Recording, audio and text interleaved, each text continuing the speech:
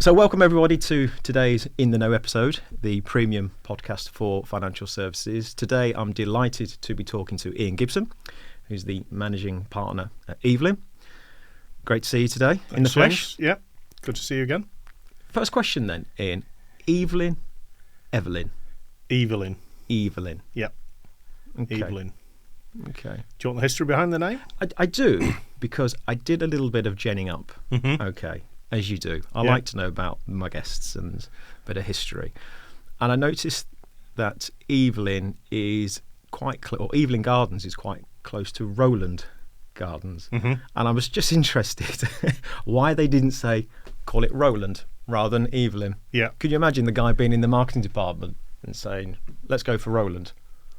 I don't think it would have happened though. No, probably not. So when we were bringing what was Tilney and Smith and Williamson together, we I think pretty early on we realised that we couldn't remain as Tilney, Smith and Williamson. It was just too much of a mouthful, and from a domain name and internet capability, email addresses just didn't work.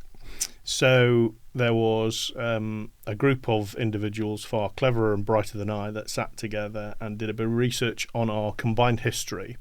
And one of our founding partners from Glasgow, Scotland, relocated to Evelyn Gardens in London, hence Evelyn Partners. Excellent. Okay. And let's just talk about you, if we can then, a bit of your history. Can you just give the people that don't know you a bit of a potted history in terms of your background, where you've been, etc., and how you've ended up at Evelyn? Yeah. So... been in the profession now, as the grey hair will indicate, over 30 years. I think it's nearly 35 now. For the majority of that, I've worked in financial services businesses, either owned by or partnering with a professional services firm, chartered accountancy practice. Prior to that, I was the director of an financial services insurance broker in Sheffield. Before that, I was with Abbey National IFA, and then back in the day, I was with Legal and General Direct. Wow. Yeah, so that was 1988. Wow. And how did you get into the industry? Because no one plans, do they? Or no. did you? Or you? No, certainly didn't plan. Right, okay. No, so I was in retail at that time and working what I would call exceptionally hard. So leaving the house, 5 o'clock in the morning, getting home 8 o'clock, 9 o'clock at night. 6, maybe 7 days a week, 3 young kids. Something had to give. It was either marriage or career. And I'm not really sure I had a career, but I was I was relatively senior within the business that I was in. But it was becoming clear to me that I was not seeing the kids, which they may say, well, actually that was a positive, but that was how it was. So I had a friend who worked for Legal in General, and they were effectively taking people out of industry and training them on a self-employed basis to be financial planners, salesmen, really. And I thought, well, what have I got to lose? So gave them a notice, started, and then for the next 2 years, effectively spent a lot of time learning how to fail very well, because I was, in my early start, not very good at what I was doing. But the skills and the disciplines that I learnt then, when I did become good, still work today. Okay. Tell me more about that start then. So when you say you weren't very good, what parts were you not very good at? Listening. Really? Yeah. That surprises me. Yeah, so wasn't very good at it may not surprise you now, but then it was all about tell, and I thought telling is the way to sell, and it's not. Listening to your client and hearing about what they want is far more important than look at me, how clever I am. It's not about that. It's understanding what their needs are and then saying, right, okay, I can help you, here's how I can do it. And it's 2 ears, 1 mouth. Use them in that ratio. And did your then manager pick up on this as well, or is this something that you learnt that you needed to work on? I can relate to what I will describe as a car crash of a sales presentation meeting, and I got debriefed by my then sales manager and said, right, okay, how do you think it went? And I knew it had gone badly, and they said, look, you are trying too hard, in effect, to tell all the technical knowledge that you've got, but you're not listening to what the client wants. So it was then a matter of, right, okay, role playing, understanding, practice, and eventually it becomes second nature that you learn that silence is one of the most powerful things that you can have in a meeting, and let the client speak. Yeah, it's very important. And how did you react to that feedback, though? In those days, pretty. I didn't take it well, because I thought I was, pretty polished, looked the part, played the part. So it was a bit of an ego hit. But eventually, when you sit back and you think, right, okay, this isn't working my way, you've either got to change or realise that this is not going to work, and you'll be back to retail working silly hours again, which I did not want. Okay, so you adapted and you changed. Yeah, I think you have to. Yeah, I think you have to, and I would say that I do that now. I don't think you can be right. That's what I'm going to be, and I, always talked about it. You've got to be a professional chameleon. You've got to adapt to your surroundings and change as you need to. Do you think there's a danger of being a professional chameleon and potentially not knowing who you are, or can you do both? Do you know who you are, your core principles, but adapt? Because sometimes people lose themselves, don't they? Yeah, getting what I would call getting lost in showbiz. Yeah. So yes, you can, but I think if you know yourself well enough, and that you have, right, okay, these are my core principles, beliefs, and I'm not going to stray too far away from that, but you can then adapt personality, how you approach a scenario differently, trying to get a better outcome either for me, the business, or for the client. And there's also a recognition that sometimes I will walk away from a situation because I know I'm not the right individual to either be dealing with a client or a technical matter. I've got far cleverer people than I am within the team to say, right, okay, I'm going to step back from this. You take this on, please, because you're a better fit for the client, and we'll get a better outcome. So less ego then. Now more about the client. Yeah. Oh God, yeah. I mean, I was, I suppose very, very young, very eager, and you want to make your impression, and I learnt pretty early on, luckily, that you just tone it back. It's not about you. It's about the people that sat on the other side of if there is a desk in the room. And are you giving that advice now to the people coming through, the new generation? Yeah, because there's a real gap on sales training. I think that I had the benefit of effectively 2.5 years of really good sales training and grounding by Legal and General, but there were other firms that provided it, and I don't see that now. A lot of it is provided by people of my age, people who have set up specialist sales training businesses, because those basic skills that still stand you in good stead where you're starting out now or back in the day when I did, they still work.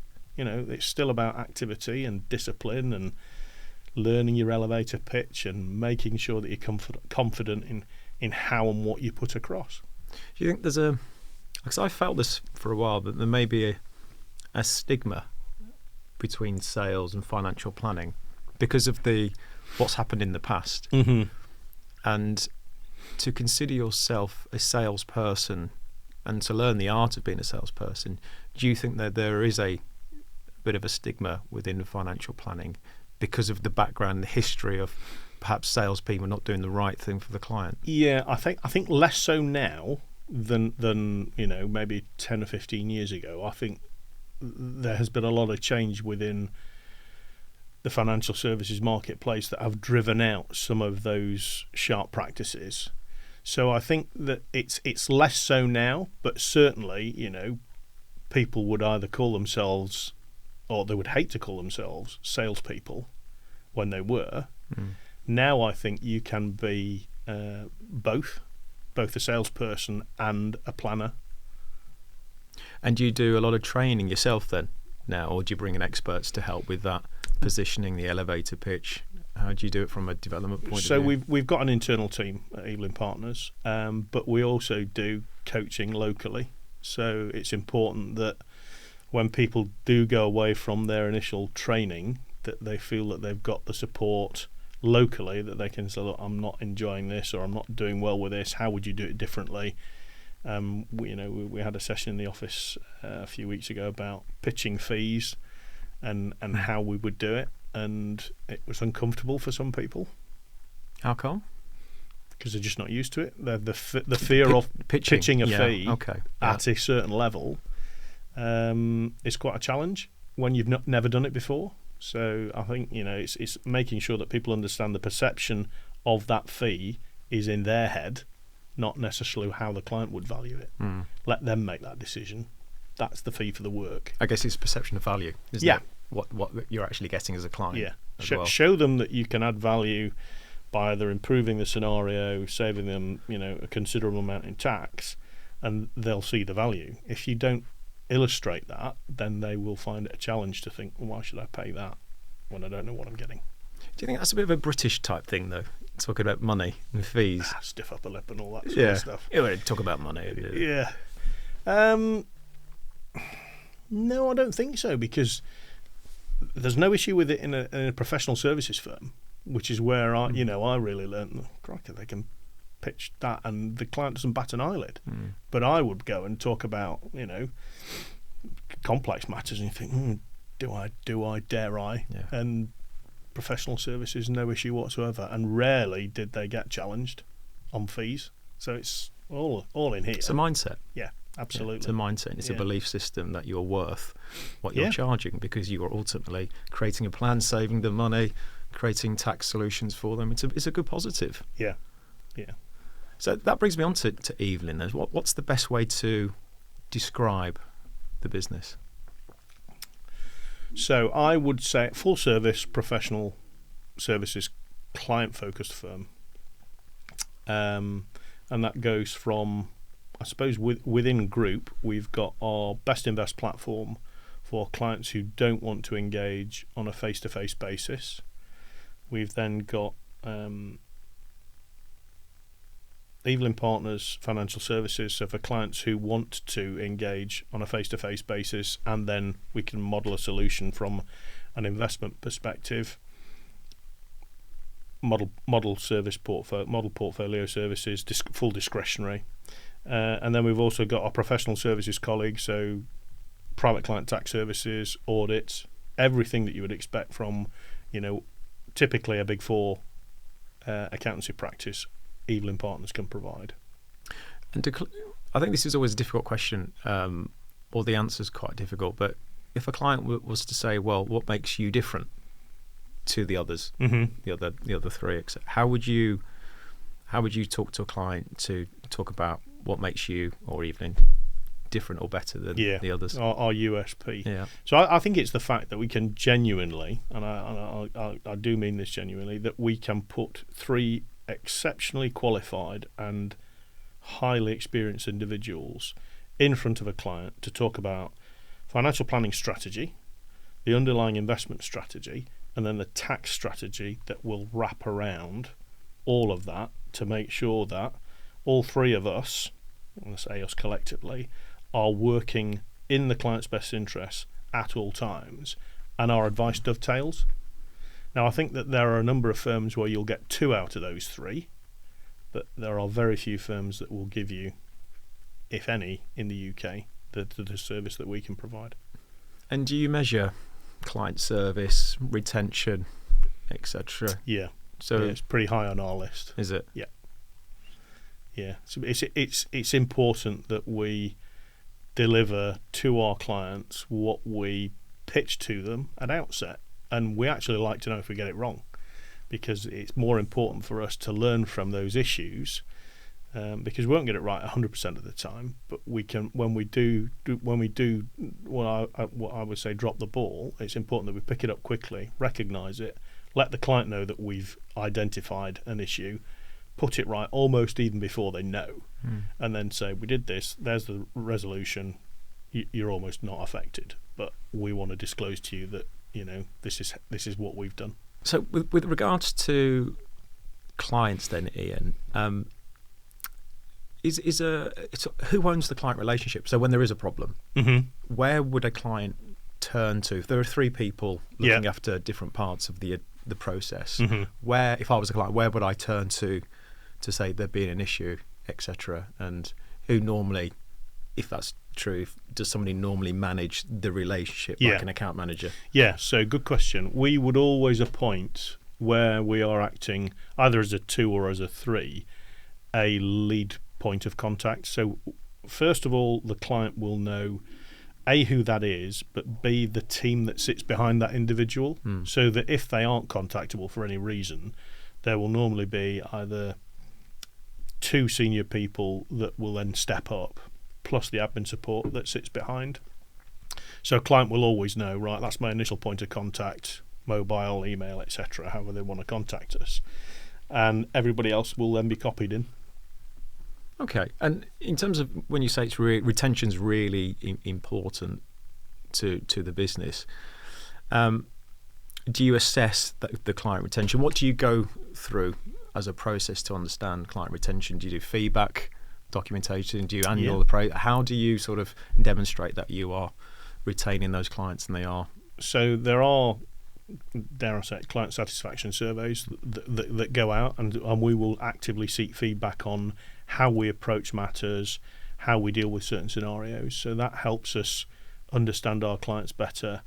I think one of the key factors is that a significant proportion, and I mean a significant proportion of our new work is from existing clients. So if we weren't maintaining that satisfaction level and delivering to a high standard, in today's world, those clients, given their value and their worth, they'd be going elsewhere. And we do, as a firm and also locally, we do an awful lot of client bank management.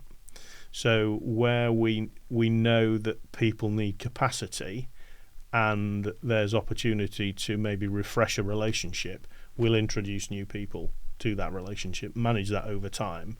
So the client still gets the quality of service, but it allows people to grow, either from a growing up or growing out perspective in terms of, widening their base. I just wanted to pick up on that because I think I read something on the website, and life is more certain when it's powered by good advice. So it's a good statement, but is it a statement that is believed in throughout the firm in different aspects of the process? Yeah, I think we were very careful when we came up with our mission statements and how we were going to effectively rebrand our business to take it forward. We were very careful about how we wanted the perception of the new business to be, and good advice is the cornerstone of everything that we do. And sometimes it will actually mean giving that good advice and walking away, just to say, look, we are not the firm for you. We'll happily find you somewhere where we think that you might have a better relationship, but this is our core business. This is what we do best.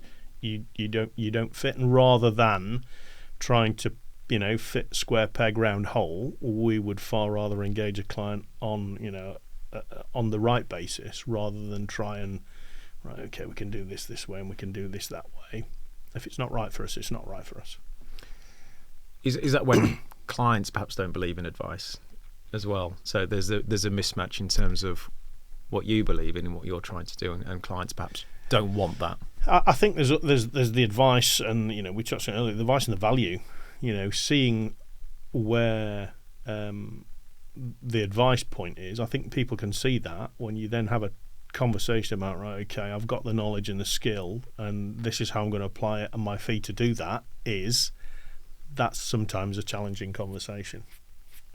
Yeah. Okay. And at the moment, I sat down with an economist a couple of weeks ago. One of these round tables, I get invited, and he was actually a really engaging guy. But he was doing an update on the autumn statement, and he was basically saying for the next 2 years, the economy is pretty flat. He wasn't really expecting any huge growth. Obviously, we've got a change in potentially a change in government. Who knows? But from your side, what are clients looking for at the moment? What's trending? What's the need for clients at the moment, would you say?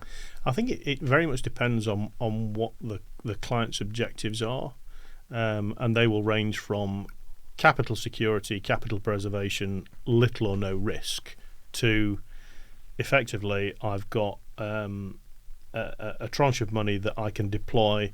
I don't need to access it. I want full equity participation, and I want growth because I can afford effectively to lose it.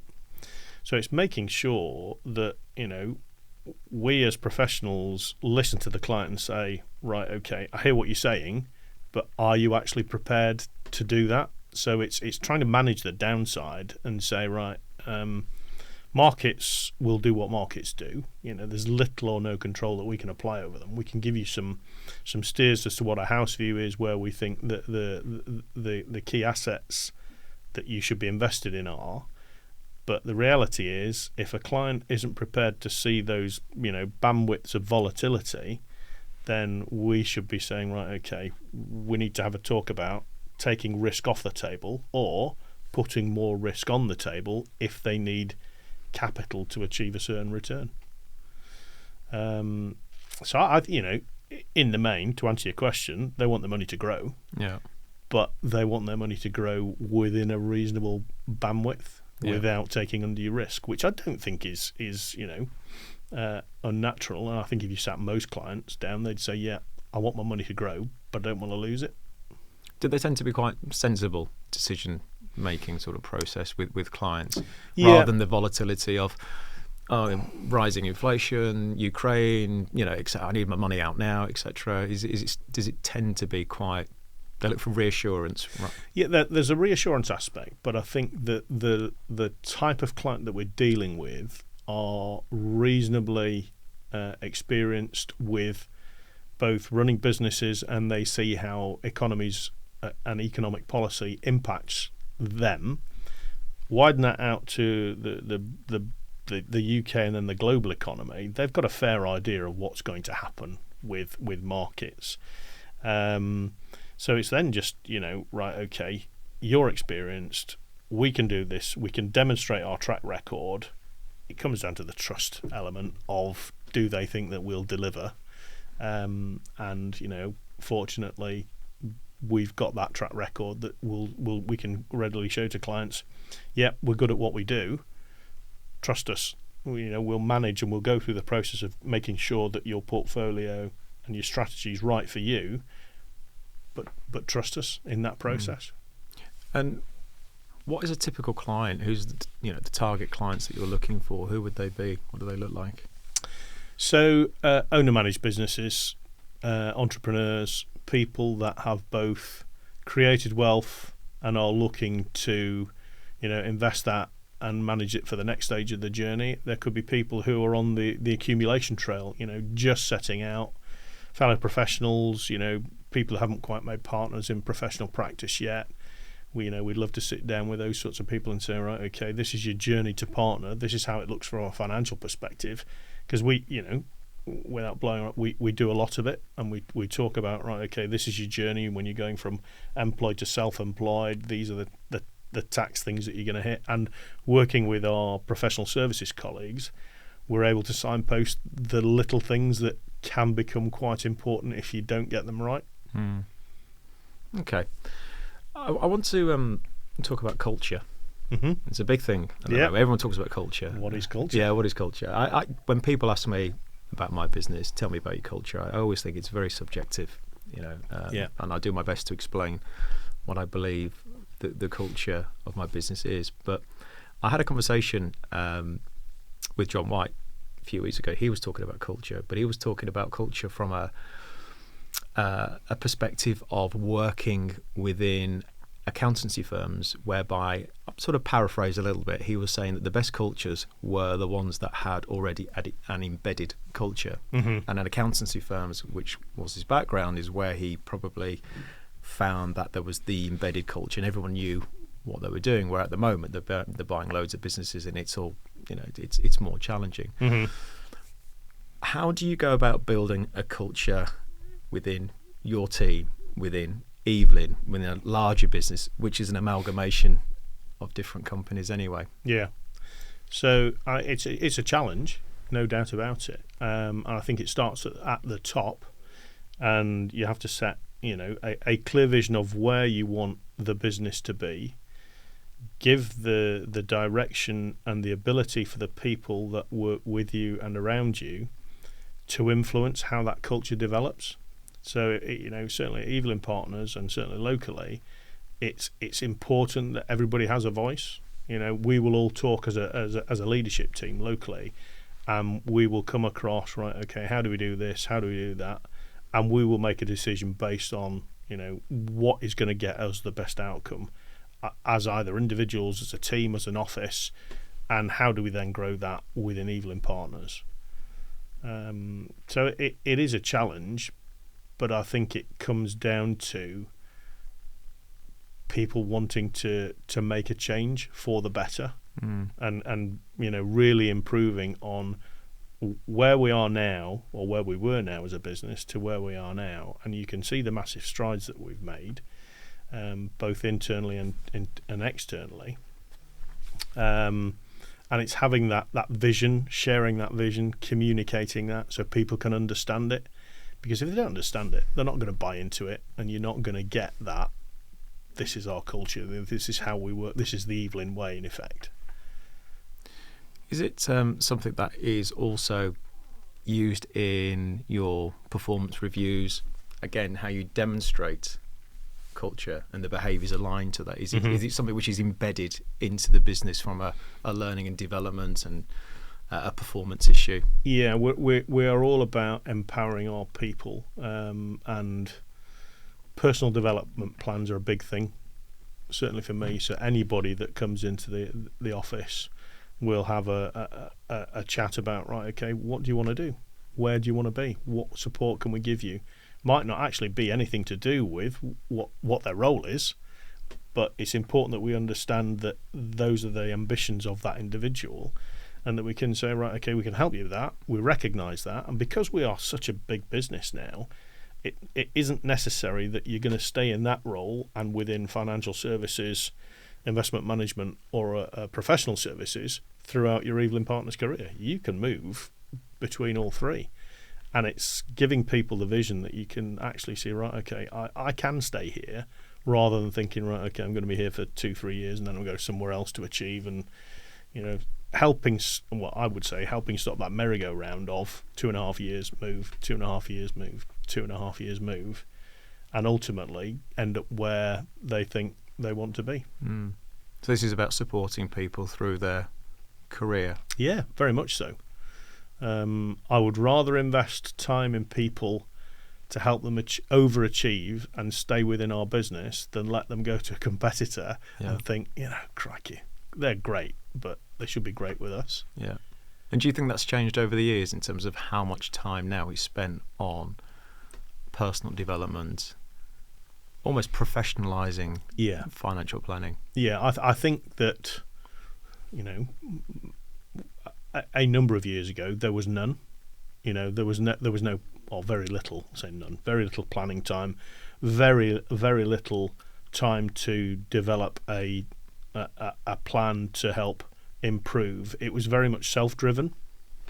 So professional qualifications, in the 90s and 2000s, if you were sitting, advanced papers, you were almost seen as abnormal. Why would you want to do that? And I think it's now, now if you aren't chartered or a fellow, that's the bit that's different, and people need to, people are aspiring to those higher qualifications, higher levels of professionalism, which means that they need the support around them to help them achieve, both from a a personal development perspective, professional qualifications, and success in their role.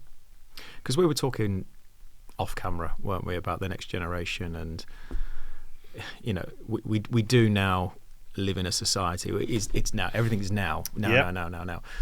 How do you balance that with the sort of the younger generation that you manage, in terms of that progression sometimes is not linear as well? Sometimes you have to go back, as you did. You had to take a step out of the industry, find something. You had to listen, and learn. Yeah. How do you balance that with perhaps the younger people that you're managing at the moment, where they've almost like they've got to earn their stripes, if you know where I'm going from, and understand that it's not like you can do this and then within a week you're here, and then you're here, then you're managing partner. It will take time. How do you balance that?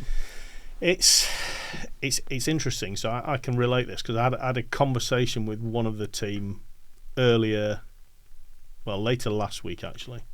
An individual who's 9 months qualified, very bright, got a long-term future within our business, but they were becoming agitated because they felt that they were tracking behind their peer group. So I could see that they were going to become disaffected to the point that they may consider leaving, because they didn't see opportunity and avenues opening up. They were going to be behind in the pecking order. So it was just sitting down with the individual and saying, right, okay, talk me through where you thought you'd be 9 months post qualification. Well, I thought I'd be where I am. Okay. Talk me through where you thought you were going to be 4 years ago. Well, I didn't have a clue. I said, well, 4 years ago you started your training program with us, and this is where you are now, 9 months post qualified. Roll the clock forward another 4 years. Where do you think you'll be? Oh, well, don't really know. I said, right, okay. So I know you're ambitious. I know you want it now. I said, but the fact is that you're going to have to invest. We're going to have to invest together to get you to where you want to be. Trust that we've got your best interests at heart. Yes, there'll be challenges, there'll be speed bumps, but know that your future is here. And I think it was almost the realization of, I've only been doing the job properly for 9 months. They haven't seen that. They just thought, I want it now. And it's maybe opening eyes and perception a bit to say, look, I get it, but you need to do this, and these are the milestones that you need to reach before we as a business, and any business, to be fair, will consider you for that particular role or promotion. And it's maybe just, put a bit of an arm round and say, look, come on, let's go and have a pint, let's have a chat, don't do anything silly, come and talk to me, talk to your line manager, let's have that conversation, because if they are that talented, we certainly don't want to lose them. Yeah, it's very hard to recruit quality, as you know. As I know, yeah. It's been hard the last 20 years, to be honest. Yeah, it's not been easy. Do you think this is a generational difference, though, or do you think this has always been the case? Because there's lots of, we love labels, don't we, at the moment? Gen Zs, millennials, boomers, etc. Always a label. But do you think this has always been the case, that the generation coming through always want more? I think genuinely that there is a bit of both. I think that anybody that the what I would call the youth of today, the next gen, they're always ambitious. They always want stuff quickly. They always think that us old timers have got it wrong, and they can do it so much better. I think in some respects they can. But I think that the way that everything is now digitized, and everything is almost instantaneous, if they don't get that, the need to feel success will mean that they'll go and find that somewhere else. It's quite interesting from a social perspective that if you take switch off internet and lose a phone and lose an iPad, and the uproar that it creates, it's unreal. And I never had that when I was growing up. It was all about you learnt from on the job. There were no podcasts or little clips that you could see people doing experience. You went out and you did that and learnt it on the job. Yeah, sometimes I think there's a bit of an irony in terms of financial planning, because you're talking to clients and you're talking to them about a process and it's long term and you're thinking about that, and suddenly they're looking at it and say, well, yeah, I want promotion, I want this, I want that. So it's like sometimes you talk to your clients in a calm and you've got to do this, and then we'll look at that, and then these are the stages you will naturally go through. Yeah. But sometimes, you know, I get it in my business that people think, yeah, I've done this for 6 months, a year, right? What next?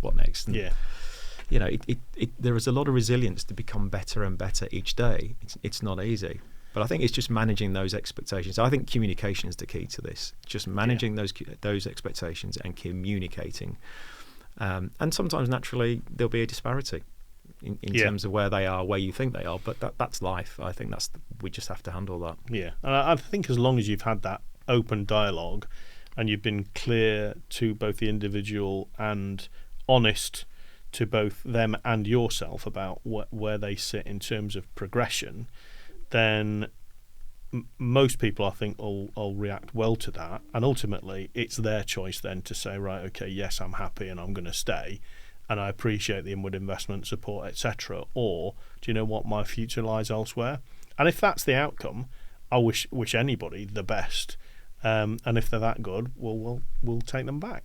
Yeah. Come back. It's important that people leave on the right terms, that they think of us as somewhere that they've genuinely learned, improved, developed as an individual and as a professional.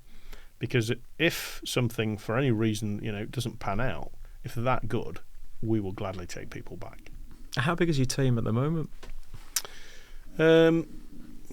So 12 financial planners, 7 investment managers, and then support staff of probably 20. Wow. Keeps you busy then. Yeah. You're looking good. You're looking well. Oh, you're so kind, James. You're so kind. It's the lighting, I think. Yeah. Well, makeup helps a lot.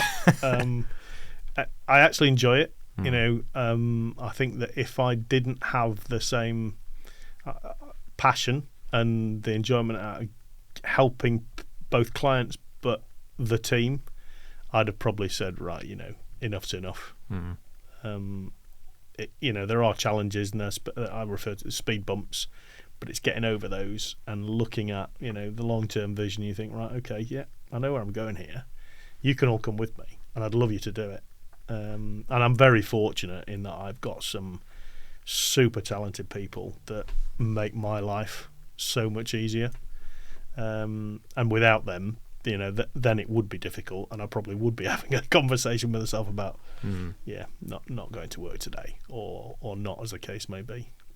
Do you think you found your purpose? That's a good question. Have I found my purpose? This is the role that I get the most fulfillment from. So if that is finding my purpose, then probably yes. But I still enjoy seeing clients as well. So that I still have that mix of, seeing the process through, so that I can relate to some of the issues that the team are facing when we've got, IT or techie stuff that goes wrong. But then from an organisational perspective, trying to overlay that and saying, right, okay, this is where we want to grow as a business. This is where we need to invest. This is what we need to do. Effectively setting a five-year plan and reviewing that, so that, it does happen. But then for me, it's important that I find succession for what comes behind me, because I don't just want to shut the doors or walk away and say, right, okay, that's it. I care quite a lot about the success of the team, so that it carries on, and I've got the ideal people to help me do that. So here's a question for you. Is it the success of the team or the success of the company? Because you've obviously got those personal relationships, haven't you, with your team, that you want them to do well, and companies in a company. So I always think my business is my business. I absolutely love it. But obviously you're a larger organisation, so do you look at it and go, I want my team to do well, rather than I want the company to do well? Or is it somehow... Well, I think this goes back to your point about culture. And yes, I want my team to do well, but my team can influence how the business does, and that then helps, develop a successful culture of, trying to achieve, doing the right thing. So very much a local focus, but with, a national perspective that, regionally, what's happening in Manchester, what's happening in Newcastle, what's happening in Liverpool, who's doing well, what you're doing differently, how can that impact us locally. So picking up and listening about, right, okay, maybe we could do that here. And if it works, great. If it doesn't, let's try it, fail fast, move on. And Evelyn, they're open to listening? Because that's really quite an interesting answer, that care about your team, but they can also influence. So assume from that the people in the higher sort of management chain are open to listening then. Yeah, very much so. I'd be concerned if they didn't. If it was very much a top-down, this is how we're going to do it, I think, yes, we'd be successful, but I don't think that they would develop our culture in the way that they want to. And I would certainly probably not have the team that I've got, because it's important to them that they're heard. If we look towards the future then, so before you leave, talking about succession planning, I've had some really interesting conversations with people about what the future looks like over the next 2 to 5 years, and the advent of artificial intelligence, what the advice sector may look like. What do you think this sector will look like over the next sort of 2 to 5 years? Yeah, so I think that we've gone through, and we're still going through, massive consolidation. I think that's going to continue. I think that there's probably going to be a growing, what I would refer to as an advice gap. So people who probably need it the most won't be able to get what they really need, because they don't have the means to pay for it, unless their employer is a profitable and almost a philanthropic organisation that says, right, okay, we're going to put in some financial wellness, financial well-being structure for you. So I think that the need for quality professional advice will remain and grow, but I think it will be driven by professional services, interaction with discretionary financial management and financial planning strategy. So businesses like ours, and there'll be others that work alongside us, will become, the cornerstones of the future, I think. What does it mean by advice gap? Because everyone talks about the advice gap. It's like net zero. And sometimes I just think, what is the advice gap? Because I originally thought, is it because there's not enough advisors?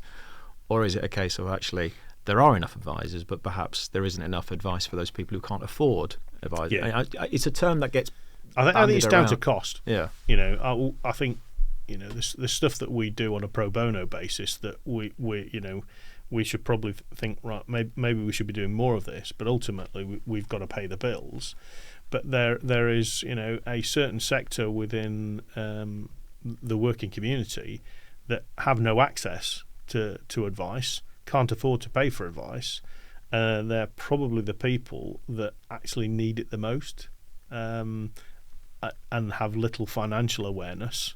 So they get themselves into, situations where, with a little bit of help, and I know Citizens Advice do some of this, but with a little bit more help, they could maybe avoid some of it.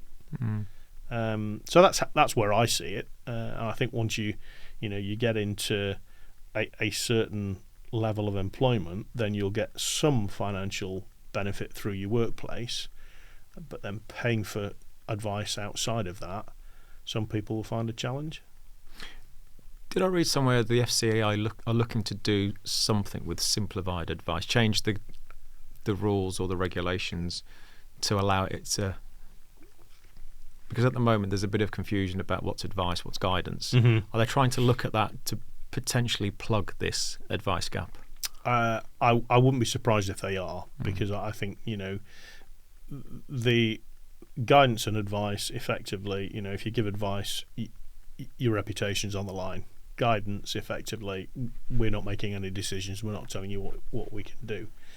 So I think if you are looking to close that advice gap, then there has to be some sort of solution there. but it's not something that's at the forefront of my mind. No, I think it's interesting though what's going to happen over the next 2 to 5 years. Yeah.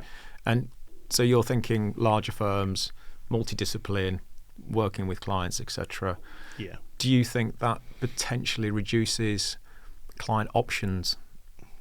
Because if we've got 3 or 4 dominant forces, for example, Mm-hmm. do you think that's good for clients, or do you think there is not enough choice? Because what I'm seeing now is the consolidation, but people are now spinning out to create more regionally focused businesses. Yeah. So they've been bought, acquired, they don't like it, they've been paid handsomely, and they go and set up again. But Yeah. this time what they're trying to do is create that personalised advice, where perhaps it hasn't been able to do under a bigger banner. But do you think that could happen? So you could have options for clients. You can go to your bigger firms, you can go to your regional firms, like it used to be back in the day. I think there will always that will always be there. I think the reality is that there are those individuals who are entrepreneurial and maybe earn their effectively seed capital as part of a larger organisation, as you said, spin off into something smaller, more niche, more bespoke. Sometimes it's a lifestyle thing that that they don't want to be on that corporate treadmill for the length of time that they may foresee. But I think there'll always be the ability for choice, and it really depends on the people. It'll still be a people business. How do you engage with somebody, and where's your best relationship, almost irrespective of the firm that sits behind that individual? Because if you buy that person, trust them, and you can effectively say, right, okay, she will look after me, then that's the biggest decision made. Yeah. So you still believe in advice then? There's Yep. going to be advice needed Yeah. for people who need advice. Yeah. And we're not going to be replaced by I don't AI. think so. No. I mean, I challenge any AI to get inside my head and figure out how that works. Well, yeah, and mine, it's just the mess. It's spaghetti. I did speak to somebody, and they are bringing in some technology. I mean, the US have got some technology which they're bringing over to the UK, where they effectively are creating retirement plans using virtual headsets. Mm-hmm. So what they're actually doing is because I'm quite a visual person, they're actually putting headsets on clients to say, this is what your retirement could look like if you invest X amount over a period of time. I think that's quite interesting. That, I mean, it could be used in nefarious ways as you don't invest enough with us, then you could be, destitute. But I do see where that potentially could help visualize, for me, thinking Massively. about what does my retirement look like. If you have that on, you think, oh my God. Well, quite scary though.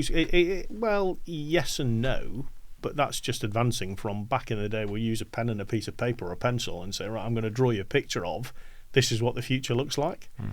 This is just a different visualization of this is what the future looks like.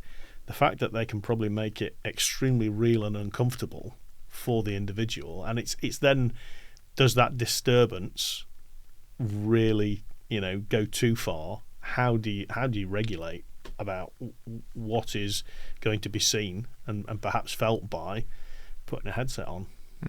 Quite interesting. It's going to happen. The guy I spoke to was an applied futurist. Right, okay. I had to Google that. Okay. Applied futurist. That looked good on a business card. Yeah, it's good. But I think AI is certainly here to stay. But I think it could be, certainly for the first couple of years, embedded in the process to look at productivity gains, etc. To speed up processes. I think that's the replacement bit is where I think, well, when do we start being replaced by AI, etc.? Because it all depends on the programming as well. Yeah, who's programming the AI that's looking after you? So I think people like advice. People like that personal advice still. Obviously in financial planning, in recruitment as well, they do like to sit down and just talk about. It's important. Yeah, it's and I'll go back to it. It's that listening piece, and just saying, right, okay, talk to me about what you want to achieve. I'm not here to talk about anything about Evelyn Partners, but let's understand about you. How can we help? And let them talk. So that at the start of your career, that feedback in that presentation didn't go well. Yeah, you need to listen. That served you well. Yes. Yeah. Listen. absorb, and then decide, right, okay, what are we going to do with that information? Just think if you didn't have that feedback, what could have happened? Yeah, yes. Oh God, no, it does not bear thinking. Back to about, retail, James. yeah. No. Okay, well, that brings us to the top of the hour. Ian Gibson, thank you very much for joining me today. It's been a pleasure. James. It's been interesting as well to hear your experiences, what you've gone through, and the listening bit. You learn something new every day. Yep. Thank you very much, Ian. No, thanks. Enjoyed it.